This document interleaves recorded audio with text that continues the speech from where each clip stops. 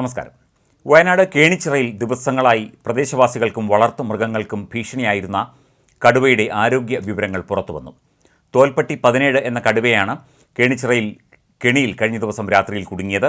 കടുവയുടെ താഴത്തെ നിരയിലെ 2 പല്ലുകൾ തകർന്നു. ആരോഗ്യ പ്രശ്നമുള്ളതിനാൽ ഇപ്പോൾ കാട്ടിലേക്ക് കടുവയെ തുറന്നുവിടാനാകില്ല എന്നാണ് വനംവകുപ്പ് പറയുന്നത്.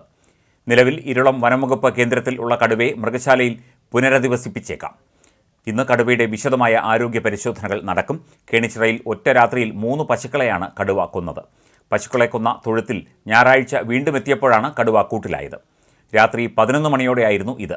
കേണിച്ചിറയിൽ കിഴക്കേൽ സാബുവിൻ്റെ പശുവിനെ കൊലപ്പെടുത്തിയത് ശനിയാഴ്ച രാത്രി 10 മണിയോടെ. മാളിയേക്കൽ ബെന്നിയുടെ 2 പശുക്കളെ പുലർച്ചെയും കൊന്നു. കഴിഞ്ഞ വ്യാഴാഴ്ച വൈകിട്ടാണ് എടക്കാട് മാന്തളം തെക്കേ പുന്നപ്പള്ളി വർഗീസിൻ്റെ 3 വയസ്സ് പ്രായമുള്ള കറവ പശുവിനെ കടുവ ആക്രമിച്ചത്. ഇതോടെ വനംവകുപ്പ് കൂട് സ്ഥാപിച്ചിരുന്നു എങ്കിലും കടുവയെ പിടികൂടാനായിരുന്നില്ല. കന്നുകാലികൾ വ്യാപകമായി ചത്തതോടെ കഴിഞ്ഞ ദിവസം നാട്ടുകാർ പ്രതിഷേധവുമായി രംഗത്തെത്തിയിരുന്നു. കടുവയുടെ ആക്രമണത്തിൽ കൊല്ലപ്പെട്ട പശുവിൻ്റെ ജഡവും കൊണ്ട് റോഡ് ഉപരോധിച്ചായിരുന്നു പ്രതിഷേധം.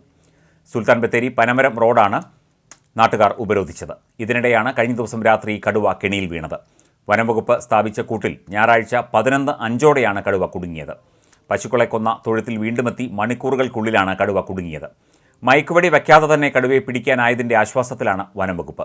10 വയസ്സുള്ള തോൽപ്പട്ടി 17 എന്ന ആൺകടുവയാണ് കേണിച്ചിറയിൽ ഇറങ്ങിയത് എന്ന് വനംവകുപ്പ് നേരത്തെ തിരിച്ചറിഞ്ഞിരുന്നു. മാളിയേക്കൽ ബെന്നിയുടെ വീടിന് സമീപമുള്ള തൊഴുത്തിലാണ് ഞായറാഴ്ച രാത്രി വീണ്ടും കടുവയെത്തിയത്. വീട്ടുകാർ ദൃശ്യങ്ങൾ മൊബൈലിൽ പകർത്തി. വനംവകുപ്പ് ഉദ്യോഗസ്ഥർ തിരച്ചിൽ അവസാനിപ്പിച്ചതിന് പിന്നാലെയാണ് തൊഴുത്തിൽ കടുവയെത്തിയത്. പ്രദേശത്ത് 4 പശുക്കളെയാണ് കടുവ ഇതുവരെ കൊന്നത്. ബെന്നിയുടെ തൊഴുത്തിൽ കെട്ടിയിട്ടിരുന്ന 2 പശുക്കളെ ഞായറാഴ്ച പുലർച്ചെ കടുവ ആക്രമിച്ചു. ശബ്ദം കേട്ടെത്തിയ ബെന്നി ടോർച്ചടിച്ച് നോക്കിയപ്പോൾ കടുവയെ കണ്ടിരുന്നു. കടുവയുടെ ആക്രമണത്തെ തുടർന്ന് ചത്ത പശുക്കളുടെ ജഡവുമായിട്ടാണ് നാട്ടുകാർ നടുറോട്ടിൽ കുത്തിയിരിപ്പ് സമരം നടത്തിയത്. കടുവയെ മയക്കുവെടി വയ്ക്കാൻ ചീഫ് വൈൽഡ് ലൈഫ് വാർഡൻ നേരത്തെ ഉത്തരവ് പുറപ്പെടുവിച്ചിരുന്നു.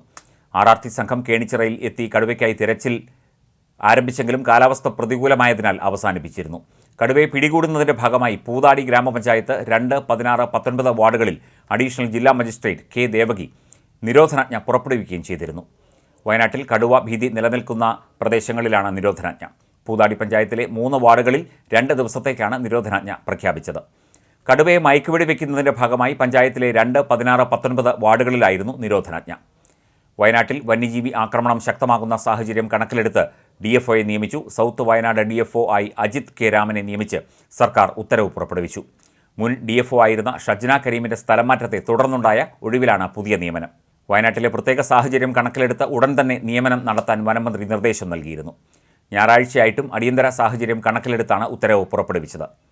കേണിച്ചിറയിൽ കഴിഞ്ഞ ദിവസം കടുവ പശുവിനെ കൊന്ന സ്ഥലത്തു നിന്നും 1/2 കിലോമീറ്റർ മാറി വീണ്ടും കടുവയുടെ ആക്രമണമുണ്ടായി. ഒറ്റ രാത്രി കൊണ്ട് കടുവ കൊന്നത് 3 പശുക്കളെയാണ്. വയനാട്ടിലെ വന്യജീവി ആക്രമണങ്ങളിൽ ശക്തമായ നടപടിയെടുക്കുമെന്നും നിയന്ത്രണ സംവിധാനങ്ങൾ ഏർപ്പെടുത്തുമെന്നും കഴിഞ്ഞ ദിവസം ചുമതലയേറ്റ വയനാട് ജില്ലയിലെ മന്ത്രി പട്ടികജാതി പട്ടികവർഗ വകുപ്പിൻ്റെ ചുമതലയുള്ള OR കേളു വ്യക്തമാക്കിയിരുന്നു. വയനാട് നേരിടുന്ന ഏറ്റവും വലിയ പ്രശ്നമാണ് ഇത്.